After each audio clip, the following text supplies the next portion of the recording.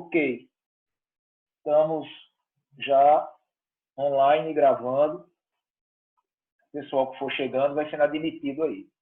Primeiro, boa tarde para todos e quero saber se está todo mundo bem, se as famílias de vocês estão bem e desejar que vocês realmente tenham paz de espírito nessa hora e muita força, porque a situação, de fato, não é das melhores. Tá? Sei que não é agradável a gente estar tendo aula. Eu não digo nem agradável, mas não é muito do nosso costume ter aula agora, assim, dessa maneira. Mas é o que a gente pode fazer por esse momento. Tá? E a gente tem que ter esse, digamos assim, um pouco dessa paz de espírito para que a gente prospecte aqui o melhor resultado possível nas aulas online. Tá?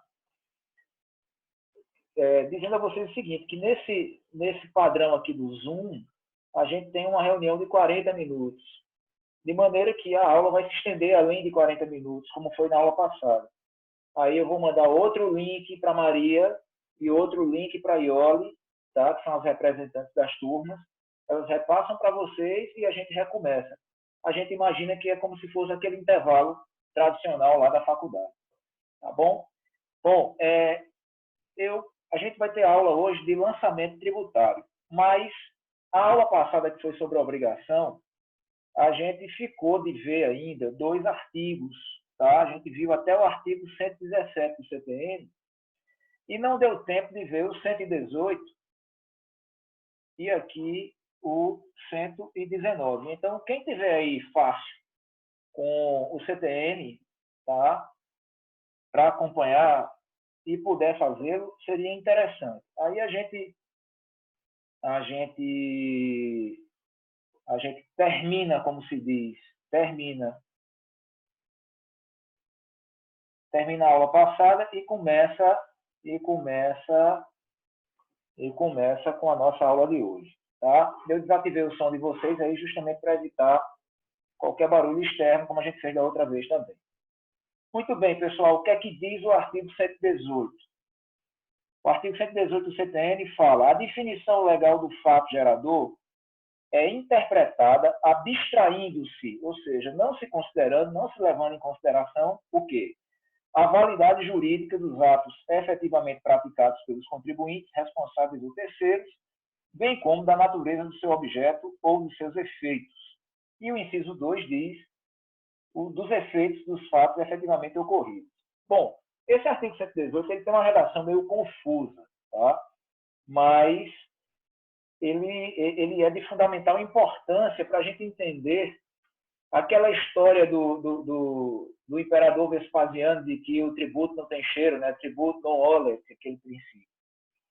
Veja bem, ele está querendo dizer o seguinte, que o fato gerador, pouco importa se ele surgiu de uma ilicitude. Agora a gente tem que ter cuidado nessa interpretação, porque a gente sabe que o nascimento do tributo, pela lei, na descrição legal, na descrição da lei, não pode haver ilicitude, tá? Mas, entenda, às vezes a lei descreve algo que não tem licitude alguma e o homem que eu me refiro é o ser humano, né, através, seja ele pessoa física, seja ele uma pessoa jurídica. Aí você vai dizer, mas a pessoa jurídica não é ser humano, mas é dirigida, gerenciada, administrada por seres humanos. É isso que eu quero dizer. Tá? Então, você imagine que a norma ela tem dois momentos. Um momento de antecedente e um momento de consequente. Vocês sabem disso. Né? O momento de antecedente é aquele primeiro momento em que há uma descrição abstrata do que pode vir a acontecer. Tipo, aquele ou aquela que circular mercadoria e serviço. Aquele ou aquela que importar, aquele ou aquela que prestar um serviço, aquele ou aquela que auferir renda. Quer dizer, você não está sabendo quem é aquele, nem quem é aquela, e nem, de fato, se vai acontecer esse comportamento, se ele vai auferir renda, se ele vai prestar o serviço, se ele vai circular mercadoria, ou seja, o momento de antecedência se chama hipótese de incidência. Hipótese, tá? Justamente por quê? Porque é algo que pode acontecer ou não, ok? Isso é importante que a gente fique em mente. Então, essa descrição abstrata, essa descrição hipotética, ela não pode ter nenhum tipo de ilicitude. É o que diz o artigo 3º do CTN, né? Que o tributo não é sanção de ato ilícito. Por quê? Porque a sua gênese é imaculada de qualquer tipo de ilicitude ou de conduta antijurídica. Muito bem. Então, a lei vai descrever um ato, um estado de fato, um fato jurídico, tributário, completamente ilícito. O grande problema é que, para que o tributo aconteça, a hipótese tem que se concretizar em fato gerador, porque a gente sabe que quando o fato acontece, é que a obrigação tributária nasce, não é verdade? A gente viu que é sinônimo, fato gerador aconteceu, a obrigação tributária nascer. Então, o que é que acontece, pessoal? A descrição hipotética está lá, feita pela norma, o abstratismo está lá, está tudo ok, muito bem, obrigado. Mas para que essa situação hipotética aconteça, necessário se faz que alguém materialize aquela descrição. Para que haja oferimento de renda, alguém tem que oferir. Para que haja prestação de serviço, alguém tem que prestar esse serviço. Para que haja importação, alguém tem que importar. Esse alguém, pessoa física ou pessoa jurídica. É aí onde a mão humana, o ser humano entra e pode colocar ilicitude, tá? Então, assim, não é que a lei vai descrever para fazer nascer um tributo algo ilícito. Não, isso não pode. A descrição abstrata do tributo sempre é conduta lícita. Mas, na hora da materialização, da concretização dessa conduta, ou seja, na hora de trazer a hipótese para o concreto, para o fato gerador, pode ser que aconteça, por parte de quem está mexendo com isso, a ilicitude. Vamos para um exemplo bem prático, tá? Bem prático. Vamos imaginar o seguinte, exemplo de manual mesmo de direito tributário. Acho que até do professor Sabalho. Vamos imaginar que alguém vá para um dermatologista, doutor João da Silva, tá? Doutor João da Silva, dermatologista e tal, médico, especialista, bacana, tudo certo. E a pessoa vai a ele. Ele clinica você, ele te examina, ele faz um procedimento na tua pele, até um procedimento arriscado na tua pele, ele passa remédio para ti, passa tratamento, enfim. Ele te atendeu, ele prestou um serviço médico. O que é que tem de errado nisso daí? Nada. Né? A prestação do serviço médico faz nascer tanto o dever de pagar ISS, tá? Como no final também vai fazer nascer a obrigação de pagar imposto de renda, porque certamente esse serviço médico foi prestado mediante pagamento, ou seja, o médico oferiu renda. Então, o que é que acontece? Você perceba que até então não tem absolutamente nada de equivocado, nada de errado aí. Mas descobriu-se mais para frente que o doutor João da Silva, famoso dermatologista, que foi procurado por tanta gente, que clinicou, que aplicou, que fez tratamento médico em tanta gente, que passou remédio para tanta gente, de médico não tinha nada, ele era um charlatão. Ele nunca passou um dia numa escola de medicina, nunca estudou medicina. Ele aprendeu a fazer procedimento por ali e falsificou a carteira do CRM, falsificou um diploma de médico, falsificou um diploma de especialista e está clinicando, ganhando dinheiro como se médico fosse. Você perceba que a prestação do serviço médico não tem nada de errado. A prestação do serviço médico é a hipótese de incidência do imposto de prestação de serviço, do ISS, e é uma hipótese de incidência absolutamente lícita, absolutamente imaculada de qualquer antijuridicidade. Agora, quem é que estava fazendo a coisa errada? Era a lei? Não. Era o cidadão lá, o João da Silva, que estava se passando por médico sem ser. Está me entendendo? Então, você percebe o seguinte, que esse fato gerador, ele aconteceu e ele é válido. Aí você vai dizer, mas o fato gerador da prestação de serviço médico é válido se foi feita por uma pessoa que não é médica? Sim, ele é válido, porque a descrição legal prevê uma situação absolutamente normal, lícita, legal. Agora, quem foi que praticou uma conduta ilegal? Foi a pessoa foi o cidadão, foi o contribuinte. Quer dizer, o texto da lei estava perfeito, mas quando a mão humana entrou para materializar essa situação, trouxe ilicitude. Então, nesse caso, o ISS é cobrado, mesmo tendo sido um serviço prestado por alguém que não era médico, sim, o ISS é cobrado. Tá? O ISS é cobrado porque foi prestado o serviço médico. Agora, se foi prestado por quem não era médico, o problema não é da lei tributária. O problema pode ser da Polícia Federal, pode ser, entendeu, do CRM aí, pode ser de quem quer que seja.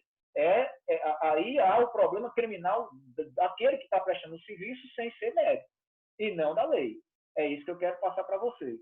Então, nesse caso, o ISS vai ser cobrado, tá? O ISS foi pago e não vai ser restituído, porque você imagine se esse médico, falso médico, chegasse e dissesse, olha, eu paguei ISS porque eu estava clinicando.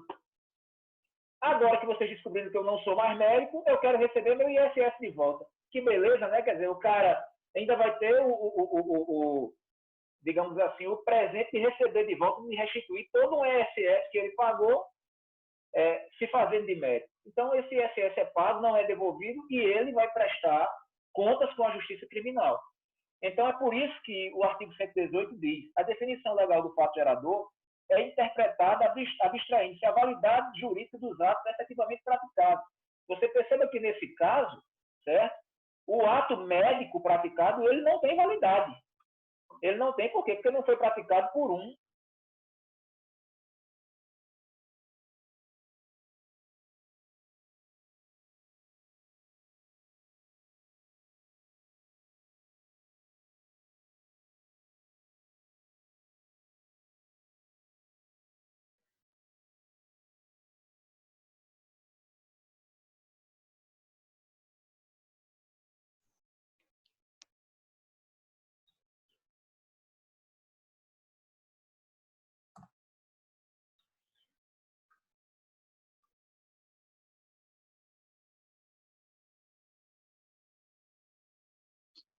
O professor ficou mudo. Ficou mudo.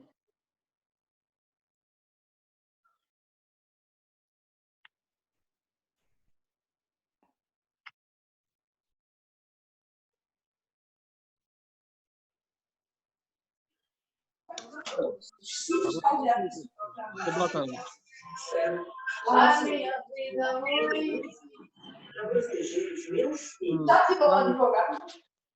Então, são de outras pessoas da sala, não dos senhores.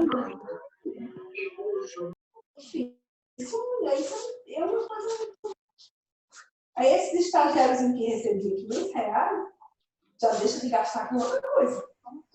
E assim, na verdade, aí você já diminui sua clientela, já deixa de comprar. A gente compra outras salas de outros alunos, mas a do senhor eu não estou escutando.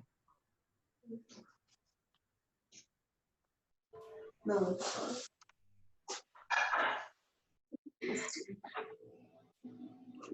Então, vamos comprar todo fechado.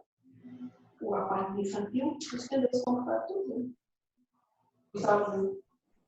Essa é uma das coisas que a gente tem visto aqui, tem falado sobre escola. Não é a escola que tem sobressai, fechou tudo inteiro. Já pensasse? Essa escolinha daí? Ninguém quer pagar. Quem vai pagar o que não está pagando? Não, você está assistindo uma aula. Botaram umas aulas online, minha filha. Não quer assistir, não, Pedro. O meu ainda assiste, que tem 9 anos, mais de 6 anos, 7 anos, não quer ver, não. E agora, Seria legal todo mundo silenciar o microfone para deixar só do professor, para ver se volta, né? voltou aí ou não? Voltou agora, professor. Agora ficou Voltou? bacana. Agora está todo mundo ouvindo? Voltou. Massa, beleza. Deixa eu só tirar. Vou tirar aqui o áudio de vocês, tá? Para a gente poder continuar. Isso aqui estava tudo ativado, mas não sei o que é que aconteceu que desativou. Tanto que teve até gente que saiu aí, enfim. Mas vou continuar, tá, pessoal? Vou tirar o áudio de vocês. Estão ouvindo então, né? Sim. Ok.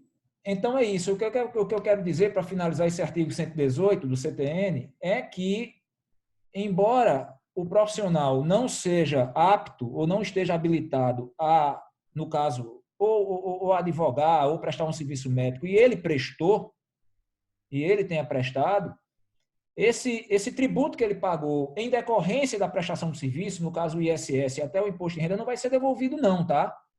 Porque o problema não foi com a lei, o problema foi com ele, ok? Então é isso, o artigo 118 é isso aí. Vamos partir para a aula de hoje agora. Tem o artigo 119 que diz o seguinte: sujeito ativo da obrigação é a pessoa jurídica de direito público, né? Normalmente é. Qual é a pessoa jurídica de direito público? União, Estado, Distrito Federal ou município, que é titular da competência para exigir o cumprimento da obrigação, para exigir o tributo. Então, isso aqui é básico, é óbvio. Lembrando o seguinte, que nem sempre o sujeito tributário, o sujeito ativo da obrigação tributária é o ente tributante.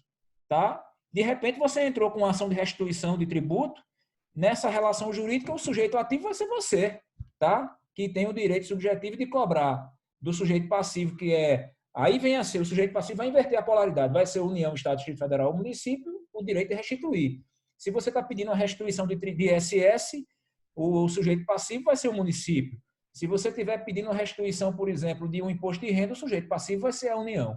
Tá? Então, cuidado para que vocês não fiquem achando que na relação jurídica tributária somente o contribuinte é sujeito passivo e somente o ente tributante, o ente federado é sujeito ativo. Tá? Isso pode ser invertido. Acendeu uma luz aqui. Pronto. Ok, pessoal. Agora a gente vai para a nossa aula de hoje. Vou aqui compartilhar a tela com vocês, tá? Do PowerPoint.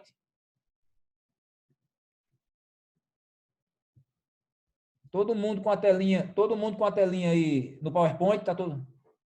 Lucas, tá vendo aí? Tá tudo em paz aí? Beleza. Então, nossa aula de hoje, lançamento tributário, tá? Lançamento tributário. Ok, beleza, beleza. Então, vamos aqui, estou recebendo as mensagens. Enfim, lançamento tributário. Vamos imaginar aquela cronologia do tributo que a gente falou da última vez, tá? Vou botar a tela maior aqui para vocês. Qual é a cronologia do tributo?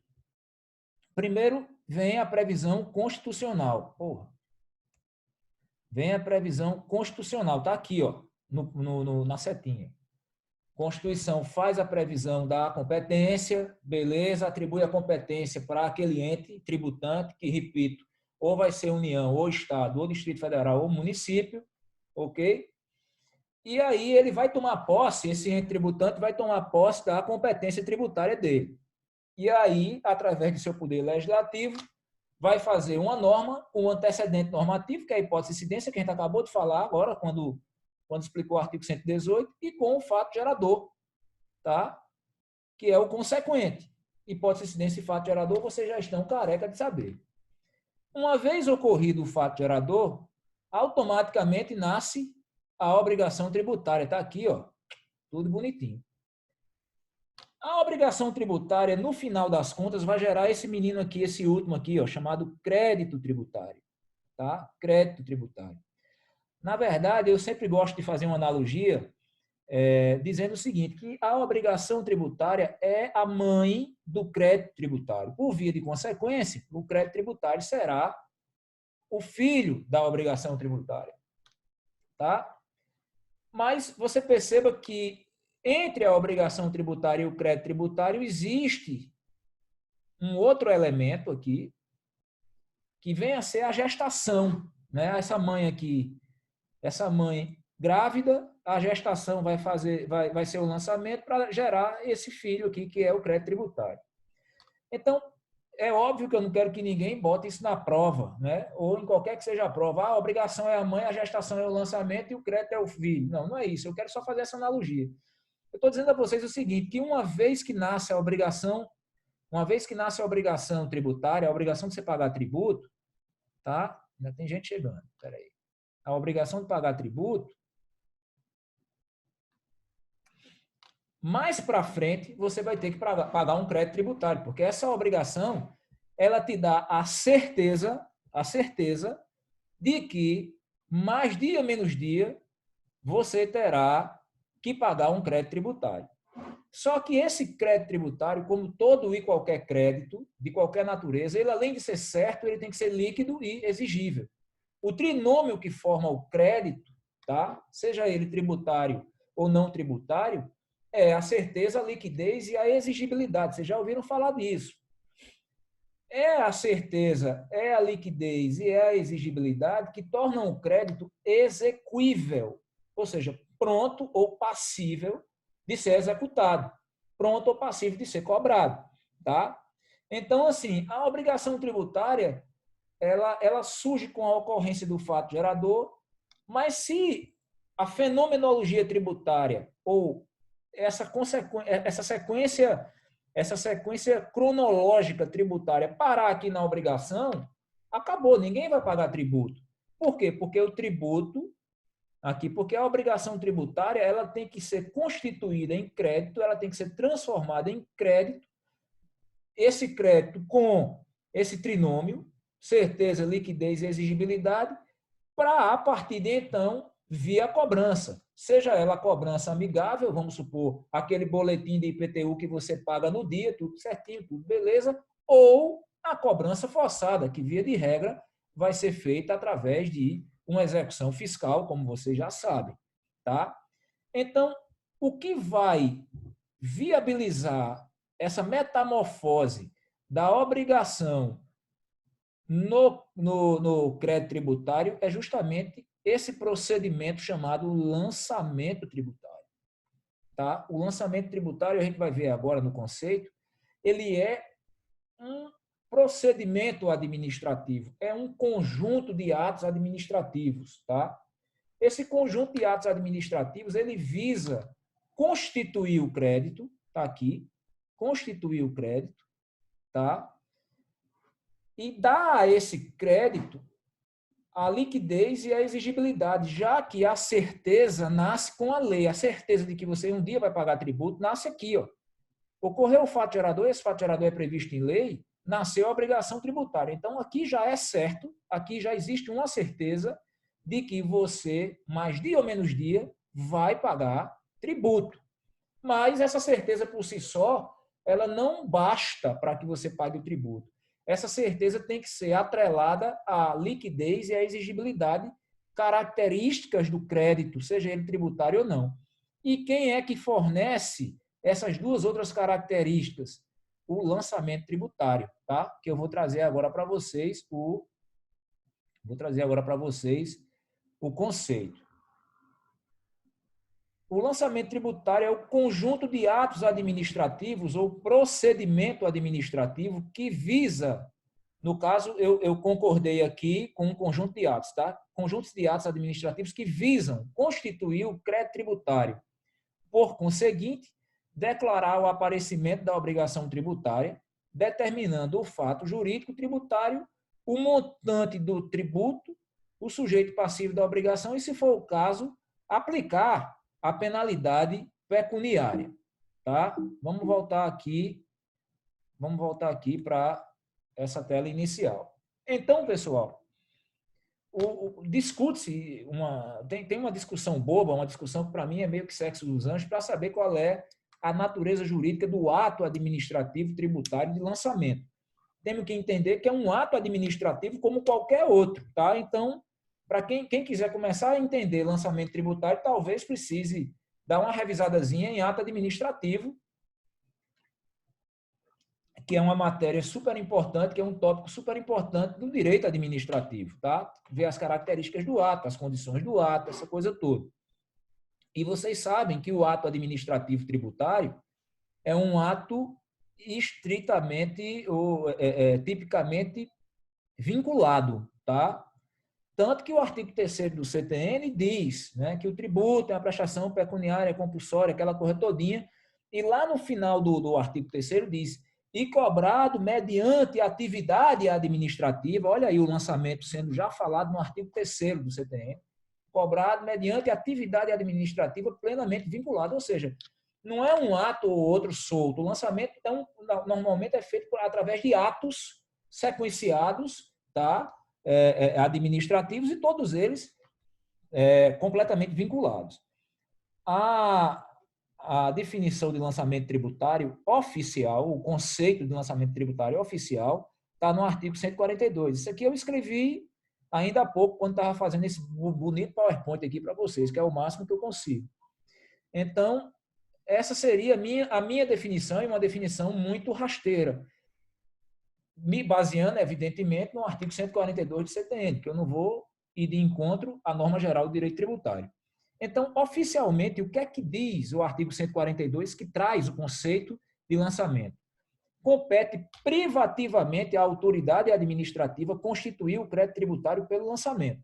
Então, aqui a gente tem que entender que a constituição do crédito tributário é feita privativamente pela autoridade administrativa. Em tese, o contribuinte não pode constituir crédito tributário. Repito, porque é uma atividade privativa da administração pública. Obviamente que da administração pública competente. Se a gente está falando de crédito tributário de ICMS, a administração pública competente vai ser a estadual. Se a gente estiver falando de um crédito de IPI, a administração pública vai ser a federal. E por aí vai, a de IPTU, no caso, a municipal.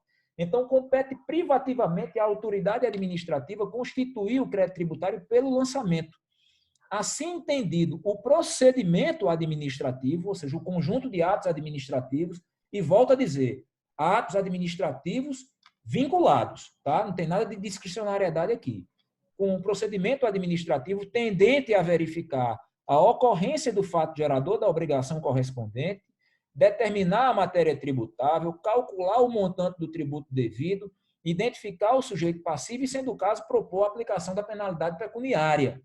Ok, pessoal? Então, vejam bem, veja a quantidade de informações que nós temos aqui com o artigo 142. Primeiro, da competência privativa da autoridade administrativa, ou seja, do fisco de constituir o crédito. Tá?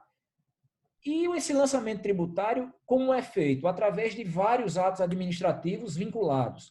Qual é a intenção do lançamento tributário? Primeira intenção do lançamento tributário é, deixa eu ver, voltou aqui. Primeira intenção do lançamento tributário é constituir, cadê? Tá aqui, ó. Pena que eu não consigo grifar, não sei por quê.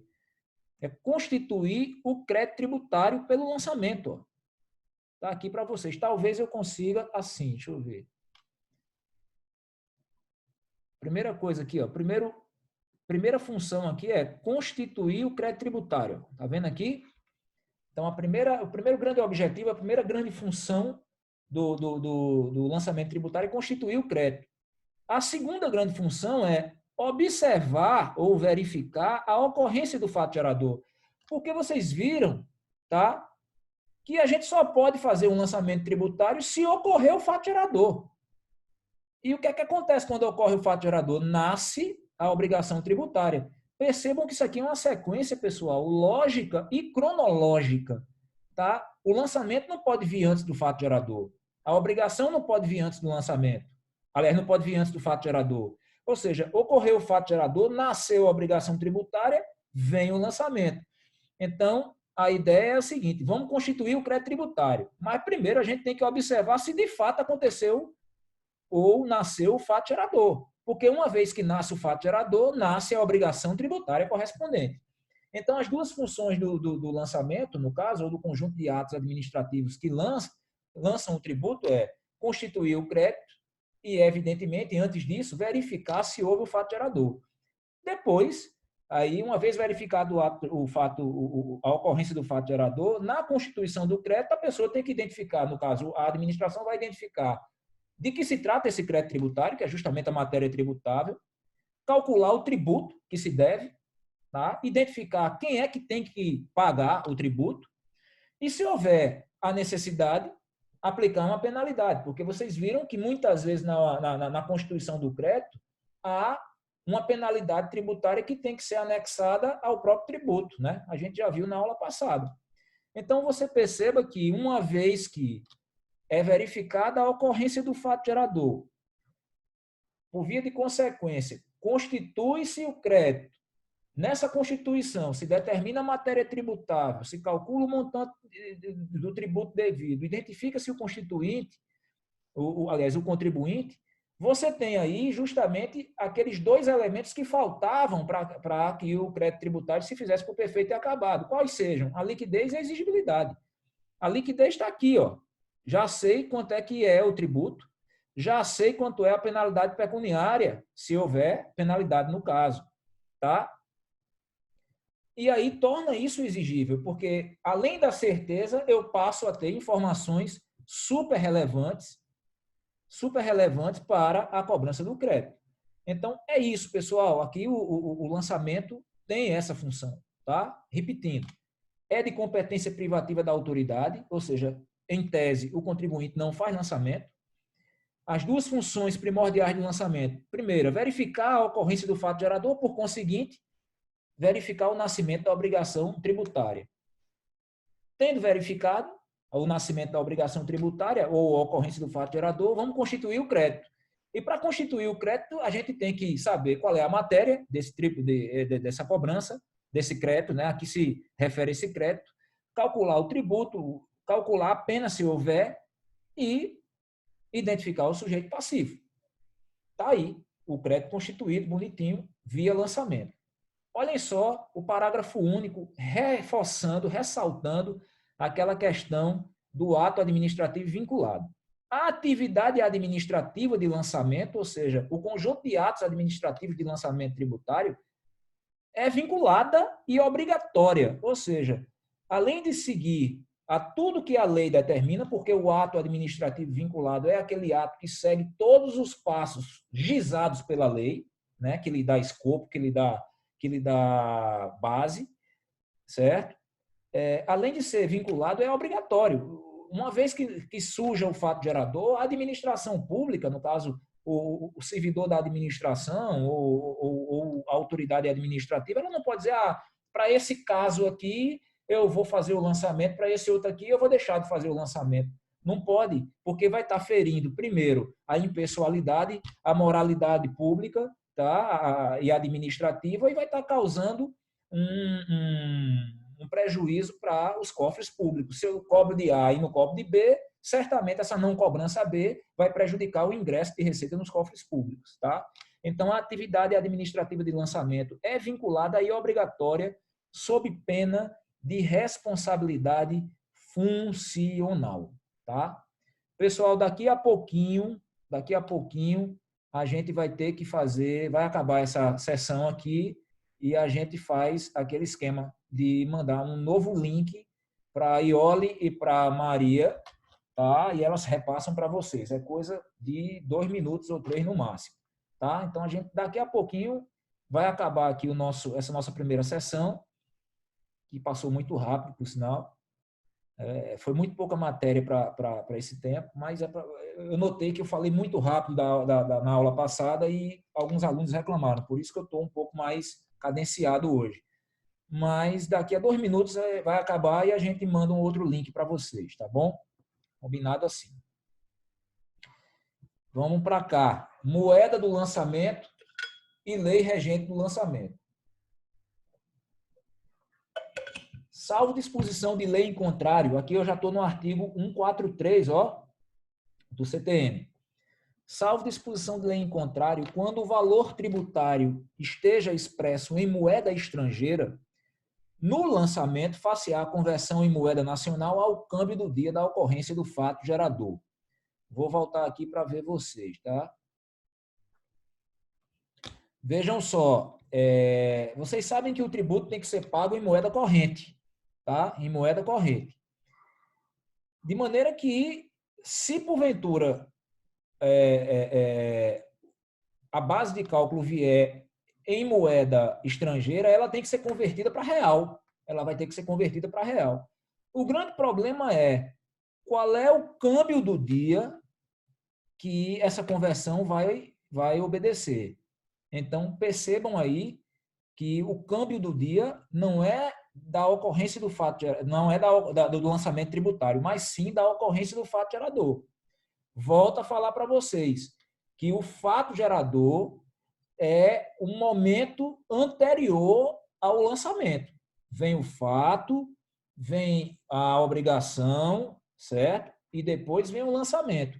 Então, vamos imaginar o seguinte, que o fato gerador ocorra em 1º de abril de 2020, mas o lançamento só venha a ser feito em 23 de abril de 2020. Perceba que nesse ínterim, pode ser que o câmbio, e como de fato acontece, do dólar ou do euro, varie. Então, vai se levar em consideração, nesses casos, o câmbio do dia da ocorrência do fato gerador, tá? Tá lá no artigo 143, e não do lançamento. Ah, mas o câmbio do dia do lançamento está mais favorável ao contribuinte do que o do dia do fato gerador. E aí? E aí que vai ser o dia do fato gerador mesmo, tá? Se o câmbio diminuiu do fato gerador para o dia do lançamento, o azar do contribuinte. Agora, imagine que se o contribuinte tenha cometido o fato gerador antes dessa subida abrupta do dólar, enquanto o dólar